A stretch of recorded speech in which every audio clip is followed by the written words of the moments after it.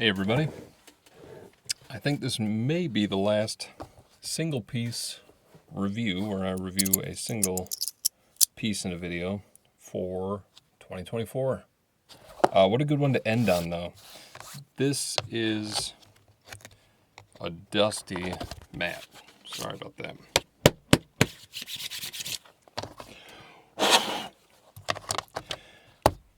This piece is the Kuko Slider. Proper name listed up top. This is a company that's been on Etsy. They've been in the groups. Actually, they were once, I think, maybe banned from the Daily Fidget group on Facebook because there were, people that were claiming they were copying Magnus, who makes, some of these sliders. And so kind of hastily, they removed the creator of Kuko EDC, and she has since come back with an absolute burning fire and passion to kind of pave her own way and make her own brand, and she has succeeded. A lot of people were asking me to review this. I was able to source one secondhand on the Daily Fidget Marketplace. What makes this slider unique? I am going to weigh it first off, and you know what? I didn't save good things to weigh it with, but let's check it out. Or weigh it against, I guess.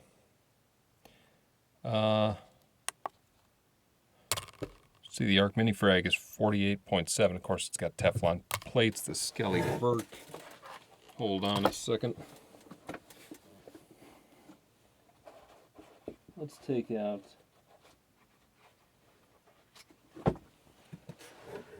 the original Vert. 81.6. I have not weighed this one yet, but let's see. Yeah, 100.4. No joke. This is a heavy slider, and I think it might be all stainless steel. Now, I was thinking that the body was titanium, and it still looks like titanium. Maybe it's just really heavy plates. We'll take it apart and check it out. This was really reasonably priced, thanks to the secondhand group. You can see size-wise, it's got a nice kind of thinner profile, almost close to the Mini Frag, which is one of Magnus's thinnest sliders. So Magnus has had a lot of different plate designs. These are two of the older ones, Teflon and then a stainless steel. He's since released curved stainless steel plates that are the V2. He's got the muffin tin plates where they have little pockets that, kind of separate the magnet from the friction of the plates. But a lot of people complained because they use really strong magnets and the plates are right on top of each other, so there's no gap, right? You can't see anything through that crack where like a Wrapped, for instance, has curved plates. So it's really the corners that are touching. There's less friction, and you get a really incredible slide. Now, why am I getting an incredible slide with this? With the regular V1 stainless steel plates? Because I'm using weaker magnets. That's the key. That's the key. So that still slides great. These are ever so slightly curved, I believe. Maybe not. I don't know. Doesn't look like it.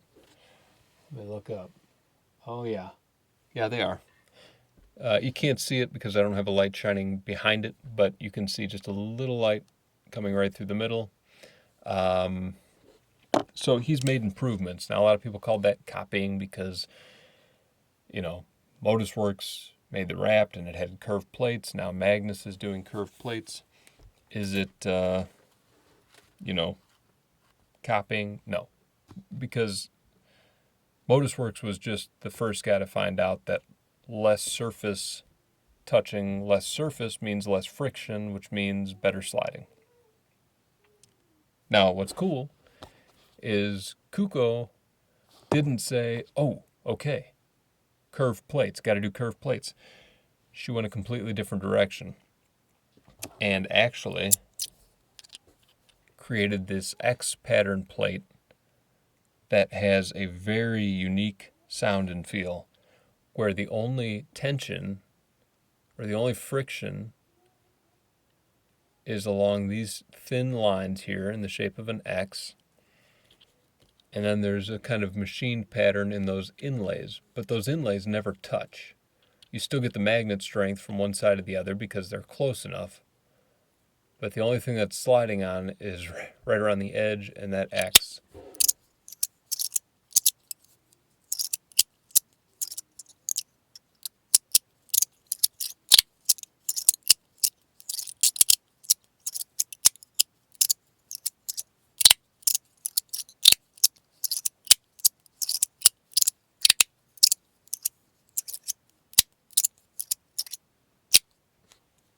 Wow. I mean, this is so cool that there's still innovation to be had, because everyone kind of thought if they're curved plates, that's the best way to do it. That's the best way to do it, and the only way. She comes along and blows everyone out of the water with a different take on the whole thing. All right, let me see here. This thing I just got from Amazon, by the way. A lot of people have been asking about this bit driver. I'll put a link in the description if I remember. If not, shoot me a comment and ask. I can include the link. It was like 25 bucks.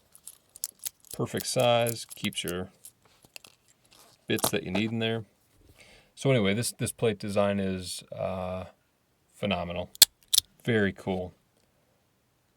And then the plates, you can see where it's got a blasted finish, and then it's polished. The polished part is the plates, and the two just separate like that. You can see this side I don't have any O-rings in. I think on the other side I've got O-rings on the corners and not on the middle. So it's definitely titanium top, but you can see how deep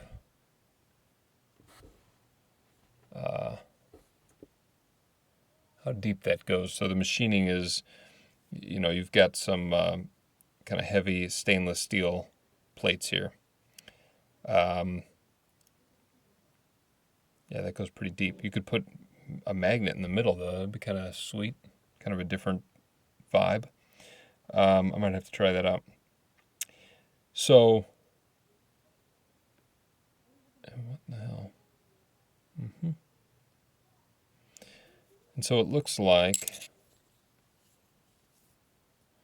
you've got the two screw holes there and just a little machined out spot on the end. I wonder what that's for, if that was just to reduce weight or what.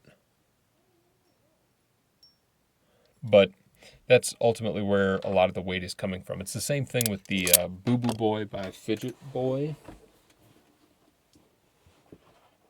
Let me see here.